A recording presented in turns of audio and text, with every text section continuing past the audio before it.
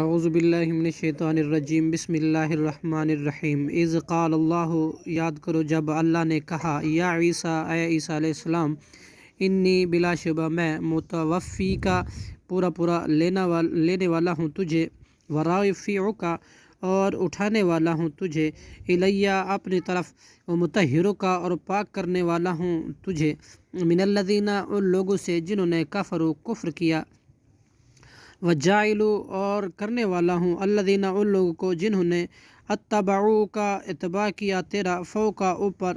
الذین ان لوگوں کے جنہوں نے کفر کیا، الی یوم القیامتی قیامت کے روز تک،